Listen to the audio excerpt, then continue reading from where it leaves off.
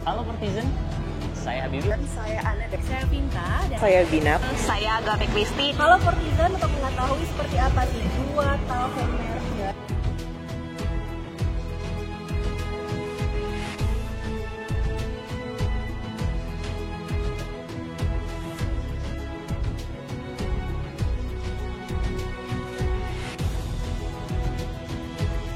Pelindo makin bagus dari sisi operation, dari sisi komersial, dari sisi keuangan.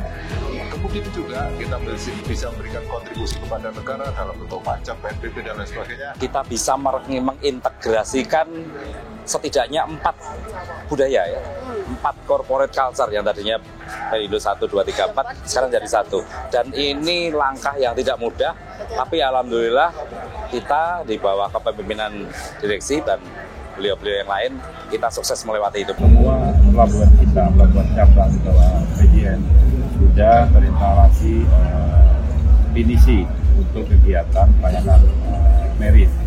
Dan juga untuk yang lainnya, untuk equipment dan facilities. Secara bertahap kita akan lakukan digitalisasi dengan menggunakan aplikasi yang dikembangkan oleh aplikasi kita. Subholding Pelindo Solusi Logistik sudah juga melakukan proses standarisasi dan digitalisasi, yang terutama adalah kita value proposition kita ke pengguna jasa menjadi jauh lebih bagus, sehingga overall layanan dari Pelindo menjadi lebih sempurna. Perubahan penting utamanya pastinya kultur. Kalau di kami di Regional 1 itu pastinya kultur, karena selama ini kita kultur itu sangat sektoral, model Medan sekali kalau istilah kita. Tapi dengan merger ini, kultur itu tentunya kita harus sudah bicara tentang Indonesia. Fokus, lebih efektif, lebih efisien, dan semua sudah tahu posisinya masing-masing. Dan saya sebagai regional itu mengkoordinir dari subholding maupun anak perusahaan yang memang sudah terbagi jobnya masing-masing, sehingga sangat terasa. Dan khususnya tahun 2023 ini kita kelihatan banget di regional sendiri atau cabang-cabang sendiri itu year on year-nya itu pencapaiannya juga bagus. Di sisi anak perusahaan juga cukup lumayan bagus. Kita tetap berpegang pada apa yang namanya buku putih, ada guidelines yang harus kita ikuti. Itu yang harus tetap kita menjadi PR dan menjadi goals kita ke depannya, agar Pelindo ini bisa semakin baik lagi di masa yang akan datang. Jadi diharapkan nanti pelayanan dari Sabang sampai Merauke itu kualitasnya sama. Kemudian yang kedua itu transformasi.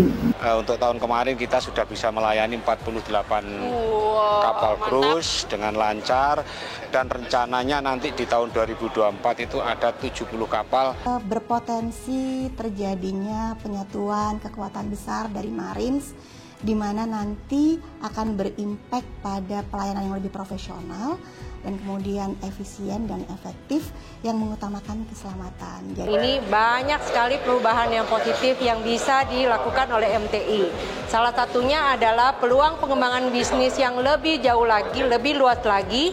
Bima diberi kepercayaan dan amanah sebagai champion untuk klaster perawatan. IPCC mendapatkan kesempatan bisnis untuk memperluas areanya, yaitu di Belawan dan di Semayang, dan juga peningkatan produktivitas culture yang lebih baik lagi. Itu berkolaborasi, bersepakat untuk meningkatkan performance dari terminal Teluk Lama. Biasa, merger itu soal skala gitu ya, soal skala. Maka secara otomatis IRCS juga skalanya jauh lebih besar, dan biasanya skala itu melahirkan tanggung jawab yang jauh lebih besar. Kinerja PMT tahun ini hijau, yang selama bertahun-tahun dari berdiri merah terus. Benar-benar karena adanya merger. Kita bisa tahu, kita bisa mengkoreksi, saling mengkoreksi, dan juga bisa saling mengingatkan seperti apa idealnya sebuah pelabuhan, dan juga kita bisa membuat semacam aturan main yang mungkin itu dulu tidak pernah dibuat.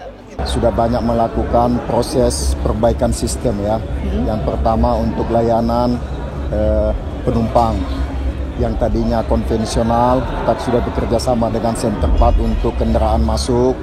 Kemudian untuk landing charge pas penumpang kita sudah menerapkan centralized ticketing terminal atau cashless, baik domestik maupun internasional. Kalau saya pribadi itu ada 3 hal penting yang sangat signifikan ya, yang dari sebelum merger dan sesudah merger. Yang pertama adalah persepsi, pola persepsi, kedua pola pikir, ketiga pola kerja. Mulai dari pembentukan 4 subholding, lalu transisi operasi bisnis kepada subholding dan juga anak usaha, serang operasi bisnis.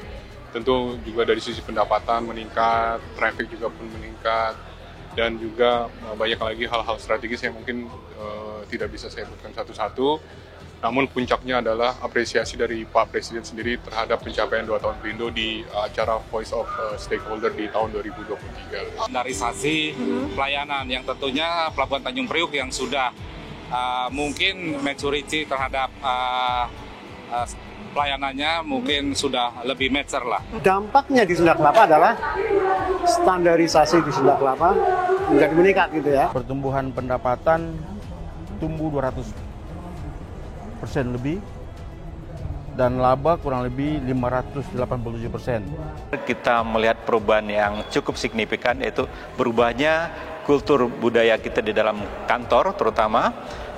Karena selama ini kita hanya kantor entitasnya Pelindo cabang, sekarang ini ada beberapa entitas di dalam seperti PJM, ada PMS, dan ada beberapa anak perusahaan. Bulan kemudian kami berhasil melakukan penerapan elektrifikasi untuk kapal-kapal yang bersandar di Tanjung Balai Asahan. Tahap pertama sudah di dermaga non-komersial, dan saat ini sudah di tahap ketiga. Kita akan lanjut kembali dan kita bekerjasama langsung dengan BUMN juga, sinergitas, yaitu PT PLN Persero.